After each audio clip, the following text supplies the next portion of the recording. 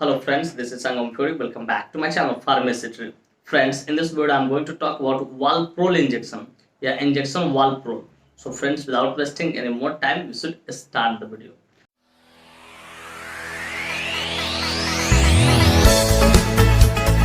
Friends, ये video ना सिर्फ जानकारी के उद्देश्य से बनाया जा रहा है। इस वीडियो को देखने के बाद कोई भी इंजेक्शन आप खुद से इस्तेमाल ना करें, कतई सेल्फ मेडिकेशन ना करें। Friends, actually I don't support self medication at all. Before taking और using any injection you must consult your doctor. कि कोई भी इंजेक्शन लेने से पहले या परचेज करने से पहले आप अपने डॉक्टर से एक बार जरूर कंसल्ट करें। तो फ्रेंड्स, चलिए वीडियो की शुरुआत करते हैं। फ्रेंड्स, आज का हमारा टॉपिक है वालप्रोल इंजेक्शन। फ्रेंड्स, वालप्रोल इंजेक्शन बहुत ही शानदार, बहुत ही प्रसिद्ध प्रिस्क्रिप्शन मेडिसिन है जो कि शेड्यूल एच कैटेगरी का है। इसका इस्तेमाल एपिलेप्सी को ठीक करने के लिए किया था। एपिलेप्सी कहने का मिर्गी के जो दौरे आते हैं, ठीक, उसको ठीक करने के लिए इसका इस्तेमाल किया था। फ्रेंड्स, थोड़ा देर पहले मैंने क्या बोला कि प्रिस्क्रिप्शन मेडिसिन है या प्रिस्क्रिप्शन इंजेक्शन है या शेड्यूल एच कैटेगरी है, जरा इसे समझ लियो। डियर व्यूअर्स, शेड्यूल एच अगर लिखा रहे किसी पे या प्रिस्क्रिप्शन मेडिसिन का है तो उसका कहने का अर्थ एक ही होता है कि इस मेडिसिन को या इस इंजेक्शन को खरीदने के लिए आपको कहीं ना कहीं डॉक्टर की पर्चे की प्रिस्क्रिप्शन की जरूरत होगी। उसे हम लोग क्या बोलते हैं, शेड्यूल एच कैटेगरी का मेडिसिन बोल सकते हैं, इंजेक्शन बोल सकते हैं, या तो प्रिस्क्रिप्शन मेडिसिन या इंजेक्शन बोल सकते हैं। फ्रेंड्स, यह इंजेक्शन एंटी एपिलेप्टिक या एंटी कन्वर्जेंट कैटेगरी से बिलोंग करता है। अब जाहिर सी बात, हमने इस टर्म का इस्तेमाल किया तो मेरे व्यूअर जानना चाहेंगे, पूछना चाहेंगे, sir what is the exact meaning of anti epileptic या एंटी कन्वर्जेंट कैटेगरी। तो डियर व्यूअर्स, मैं कोशिश करूंगा कि सरल से सरल, सिंपल से सिंपल शब्दों में आपको समझाऊं ताकि आप अच्छी नॉलेज यहाँ से गेन कर सको और उसका यूटिलाइज कर सको। तो dear viewers, anti epileptic category कहने का अर्थ होता है कि कोई भी वैसा मेडिसिन या कोई भी वैसा इंजेक्शन जिसका इस्तेमाल एपिलेप्सी को ठीक करने के लिए किया जाता है, मिर्गी के दौरे को ठीक करने के लिए किया जाता है, ठीक है। या तो कोई भी वैसा मेडिसिन जो कन्वर्जन, बार बार चक्कर आके गिर जाना, ठीक है, उसको ठीक करने के लिए किया जाए, वैसे सारे मेडिसिन को हम लोग क्या बोल सकते हैं, एंटी एपिलेप्टिक कैटेगरी का मेडिसिन या एंटी कन्वर्जेंट कैटेगरी का मेडिसिन या इंजेक्शन बोल सकते हैं। तो डियर व्यूअर्स, सिंपली आपको इतना समझना कि कोई भी वैसा इंजेक्शन जो एपिलेप्सी के खिलाफ जाके काम करे, कन्वर्जन के खिलाफ जाके काम करे, या एपिलेप्सी को या कन्वर्जन को ठीक करने का काम करे, वैसे सारे इंजेक्शन को क्या बोलते हैं, एंटी एपिलेप्टिक कैटेगरी का इंजेक्शन बोलते हैं या एंटी कन्वर्जेंट कैटेगरी का इंजेक्शन बोलते हैं। डियर व्यूअर्स, मैं उम्मीद करता हूँ कि ये बातें आपको अच्छे से समझ में आ गई। फ्रेंड्स, चलिए अब बात करना चाहें कौन सी कंपनी इसको मैन्युफैक्चर करती है, क्या इसमें मॉलिक्यूल्स पाए जाते हैं, क्या इसके यूसेज होते हैं, क्या इसके कंट्राइंडिकेशन होता है, क्या इसके साइड इफेक्ट होता है, क्या इसके डोज होता है, क्या इसके ड्रग इंटरेक्शन होते हैं।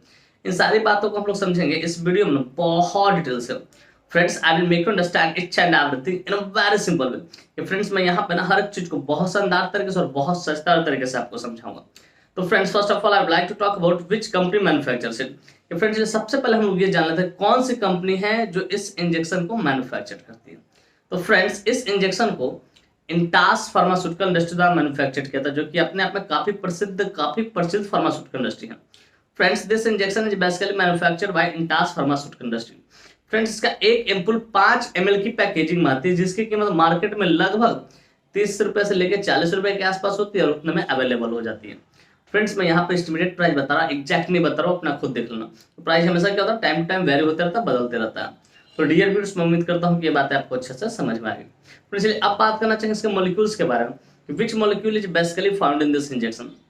कि बेसिकली ये जो इंजेक्शन आप देखते हैं, ठीक है, वालप्रोल, इसके अंदर कौन सा मॉलिक्यूल्स पाता है।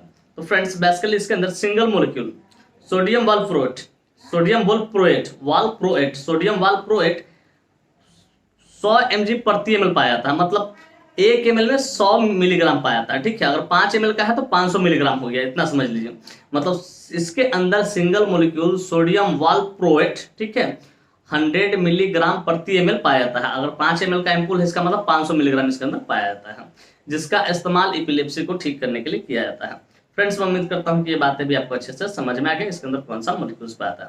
फ्रेंड्स, चलिए अब बात करना चाहेंगे इसके यूसेज के बारे में, कहाँ कहाँ इसका इस्तेमाल करते हैं, डॉक्टर कब इसको प्रिस्क्राइब करते हैं, किन किन डिजीज में सपोर्टिव ट्रीटमेंट पे इसका इस्तेमाल लेते हैं। Friends, let us talk about the usage of this injection. इस इंजेक्शन के यूसेज को समझते हैं, कहाँ कहाँ डॉक्टर्स का इस्तेमाल करते हैं। तो फ्रेंड्स, नंबर 1 यूसेज है ट्रीटमेंट ऑफ एपिलेप्सी, कि अगर किसी को मिर्गी के दौरे आ रहे हैं, ठीक है, तो उसको ठीक करने के लिए डॉक्टर इसका इस्तेमाल करते हैं। पर ट्रीटमेंट ऑफ सीजर, या सीजर भी किसी को आ रहा है तो उसको भी ठीक करने डॉक्टर इसका इस्तेमाल करते हैं। पर ट्रीटमेंट ऑफ कन्वर्जेंट, अगर किसी को बार बार आ रहा है, चक्कर खा के दांती लग जा रहा है, चक्कर खा के गिर जा रहा है, ठीक है, तो उसको भी ठीक करने डॉक्टर इसका इस्तेमाल करते हैं। पर ट्रीटमेंट ऑफ मेंटल डिसऑर्डर, अगर किसी को मेंटल डिसऑर्डर, दिमागी तौर पे कोई दिक्कत है, दिमाग से रिलेटेड कोई बीमारी है, जैसे सिजोफ्रेनिया हो गया। सिजोफ्रेनिया में होता क्या बेसिकली, पेशेंट जो का बिहेवियर होता है वो चेंज होते रहता है। क्या चेंज होते रहता है, नॉर्मल व्यक्ति लेखा बिहेव नहीं करता सिजोफ्रेनिया में। फिर बाइपोलर डिसऑर्डर, आपने नाम सुना हो, बाइपोलर डिसऑर्डर में ऐसा क्या मूड स्विंग होता है, कभी लो मूड रहेगा, लो इंटरेस्ट रहेगा और सब चीजों में, ठीक है। तो इन मेंटल डिसऑर्डर को भी ठीक करने डॉक्टर कभी कभी इसका इस्तेमाल करते हैं। फिर ट्रीटमेंट ऑफ डोपामिन डिसफंक्शन, कि जो हमारा जो ब्रेन होता है बेसिकली उसमें से डोपामिन हार्मोन रिलीज होता है, ठीक है। और डोपामिन हार्मोन का काम क्या होता है, हमें खुशी का एहसास दिलाता है, सोचने की शक्ति, याद रखने की शक्ति को क्या करता है, राइज करता है, बढ़ाता है। और आप जो खुश रहते हो उसके पीछे कहीं ना कहीं डोपामिन जो हार्मोन होता है वो खुशी का एहसास आपको दिलाता है, मतलब फ्रेश मूड जिसको आप कह सकते हो, फ्रेश मूड करें। तो डोपामिन अगर डिसफंक्शन हो जाए, और डिसफंक्शन किस कारण से होता है कि अगर किसी व्यक्ति को अल्जाइमर्स डिजीज से सफर कर रहा है, ठीक है, पार्किंसन डिजीज से सफर कर रहा है, सॉरी पार्किंसन डिजीज से सफर कर रहा है, उसको साइनोडोपा लिवोडोपा ये सब मेडिसिन चल रहा है, तो वो अगर एक्सेसिव लेवल पे चल जाए तो वहां पे डोपामिन डिसफंक्शन हो जाता है। तो उसको सही करने के लिए इस मेडिसिन का, इस इंजेक्शन का इस्तेमाल किया जाता है। मतलब डोपामिन डिसफंक्शन को ट्रीट करने के लिए इसका इस्तेमाल किया था।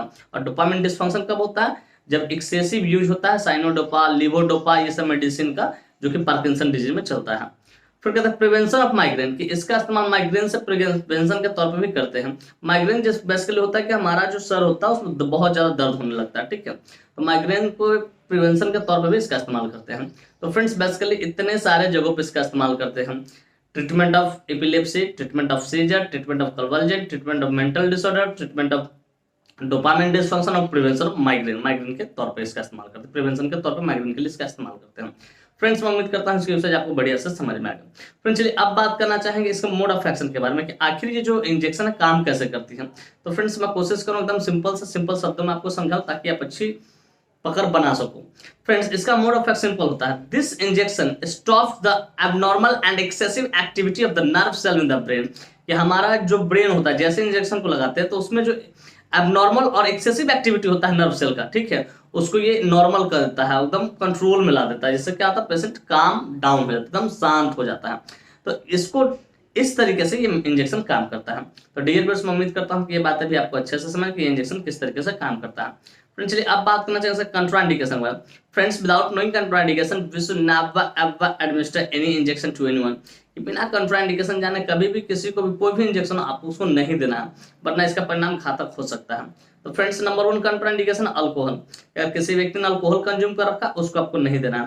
फिर प्रेग्नेंट लेडी की, अगर कोई लेडी प्रेग्नेंट है इन द फैमिली में है, माँ बनने वाले, उसको भी आपको नहीं देना। फिर ब्रेस्ट फीडिंग मदर, अगर कोई स्त्री अपने बच्चों को दूध पिलाती है, स्तनपान कराती है, उसको भी आपको नहीं देना। फिर लिवर डी और किडनी डी, अगर कोई व्यक्ति लिवर डी और किडनी डी से सफर करा तो उसको भी आपको नहीं देना बिना डॉक्टर से कंसल्ट किए, क्योंकि डॉक्टर ही डिसाइड करेंगे कि सुटेबल डोज क्या होगा उस टाइप के पेशेंट के। फिर द मेनिंजाइटिस, और किसी को मेनिंजाइटिस हो रखा है, ठीक है, तो उसमें भी आपको नहीं देना बिना डॉक्टर से कंसल्ट किए। फिर कहते हैं बिलो 18 ईयर्स, अगर किसी की उम्र 18 साल से नीचे है तो उसको भी आपको नहीं देना है। तो फ्रेंड्स बेसिकली ये कुछ इसके कंट्राइंडिकेशन है। इस तरह कोई भी कंट्राइंडिकेशन का हिस्ट्री मिले उस पेशेंट को आपको एडमिनिस्टर नहीं करना है।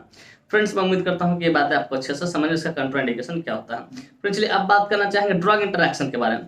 डियर व्यूअर्स, ड्रग इंटरैक्शन कहने का अर्थ होता है कि जब ये इंजेक्शन चले तो कौन सा इंजेक्शन को इसके साथ नहीं देना है, वरना पेशेंट की जान जा सकती है। तो फ्रेंड्स नंबर 1 है अल्प्राजोलम, अगर ये इंजेक्शन चल रहा है तो अल्प्राजोलम आपको नहीं देना है, ठीक है। दूसरा इसमें है क्लोरडाइजेप ऑक्साइड, लिब्रियम 10 mg आपने नाम सुना होगा, ठीक है, उसमें क्लोरडाइजेप ऑक्साइड है, ठीक है, तो उसमें भी आपको नहीं देना है, ठीक है। और ये इंजेक्शन चल रहा है तो क्लोरडाइजेप ऑक्साइड भी आपको नहीं देना है। थर्ड है एपिप्राजोल, एपिपिराजोल, ठीक है, एपिप्राजोल भी एक दवा होता है नींद का ही रिलेटेड, ठीक है, उसमें भी वो दवा भी चल रहा है तो इस इंजेक्शन को नहीं चलाना है, या यह इंजेक्शन चल रहा है तो वो भी नहीं चलेगा। तो फ्रेंड्स मैं उम्मीद करता हूँ इसके ड्रग इंटरैक्शन भी आपको बढ़िया से समझ में आ गया। फ्रेंड्स चलिए अब बात करना चाहेंगे साइड इफेक्ट्स के बारे में। फ्रेंड्स जितने भी एलोपैथिक इंजेक्शन होते हैं उसका कुछ ना कुछ तो साइड इफेक्ट देखने को मिलता है, ठीक उसी प्रकार इसका भी कुछ साइड इफेक्ट है जो कि इस प्रकार है। नंबर 1 है नोजिया, आपका जी मिचलाएगा। फिर कहते हैं वोमिटिंग, आपको उल्टी हो सकता है। फिर ब्लड विजन, आपकी आंखों से धुंधला धुंधला दिखाई देगा, क्लियर दिखाई नहीं देगा। फिर कहते हैं डिजीनेस, थोड़ा बहुत आपको चक्कर भी आएगा। फिर कहते हैं ट्रेमर, आपके जो हाथ है ऐसा थोड़ा बहुत कंपन भी आने लगेगा हाथ में। ये कुछ इसका साइड इफेक्ट। इस तरह कोई भी साइड इफेक्ट देखिए आप तुरंत अपने डॉक्टर को कंसल्ट करो, इन्फॉर्म करो सर मुझे इस तरह की परेशानी हो रही, हो सके इसके बाद दूसरे इंजेक्शन को प्रिस्क्राइब करेंगे। हाँ एक और खास बात, यह इंजेक्शन खासकर हॉस्पिटल में ही डॉक्टर के सुपरविजन में चलाया जाता है, घर पे नहीं चलाया जाता, इस बात को याद रखिए। फ्रेंड्स मैं उम्मीद करता हूँ इसका साइड इफेक्ट आपको बढ़िया से समझ में आएगा। फ्रेंड्स चलिए अब बात करना चाहें डोज के बारे में। फ्रेंड्स डोज हमेशा डिपेंड करता है एज पे, बॉडी वेट पे, सिविलिटी पे, जेंडर पे, इन सारी चीजों पर डिपेंड करता है। लेकिन यहाँ जो मैं डोज बताना जो एडल्ट के लिए बता रहा हूँ, जिनकी उम्र 18 प्लस है, 20 प्लस है, उसके ऊपर का है, 1 ampoule with 100 ml NS IVBD। एक एम्पुल को क्या करना है, आपको 100 ml NS में डाइल्यूट कर देना है, ठीक है, और उसको IV स्लोली चलाना है, 2 टाइम चला सकते हो, सुबह शाम। ये सेवरिटी के ऊपर डिपेंड करता है, लेकिन जनरली जो मैंने प्रैक्टिस किया है, जो मैंने देखा है रिलाइज किया, उसमें 2 टाइम डॉक्टर एडवाइस करते हैं जब पेशेंट क्या हो स्टेबल ना हो तब। तो फ्रेंड्स मैं उम्मीद करता हूँ कि इसके डोज भी आपको बढ़िया से समझ में आ गया। फ्रेंड्स मैं उम्मीद करता हूँ ये बातें स्पष्ट तरीके से आपको समझ में आ गया कि वॉलप्रोल इंजेक्शन क्या होता है, कौन सी कंपनी इसको मैन्युफैक्चर करती है, क्या इसके अंदर मोलिक्यूल्स पाए जाते हैं, क्या इसके यूसेज होते हैं, कैसे कंट्रा इंडिकेशन होते हैं, क्या इसके मोड ऑफ एक्शन होते हैं, क्या इसके ड्रग इंटरेक्शन होता है, क्या इसके साइड इफेक्ट होता है, और क्या इसके डोज होते हैं। और साथ ही साथ मैं ये भी उम्मीद करता हूँ कि मेरी यह वीडियो काफी इन्फॉर्मेटिव, काफी इंटरेस्टिंग, काफी जबरदस्त लगी होगी आपको, और मेरे इस वीडियो से ना आप लोगों को बहुत कुछ सीखने को मिला हो। फ्रेंड्स बाकी में मेरी वीडियो इन्फॉर्मेटिव इंटरेस्टिंग लगी हो, friends if you find this video informative interesting, hit the like button, subscribe my channel, and don't forget to share it with your medical friends and common friends. Thank you for watching this video. Bye bye, take care, फिर मिलते हैं next video में। तब तक के लिए स्वस्थ रहिए, मस्त रहिए, ख्याल रखिए अपना और अपने परिवार का। थैंक यू, धन्यवाद।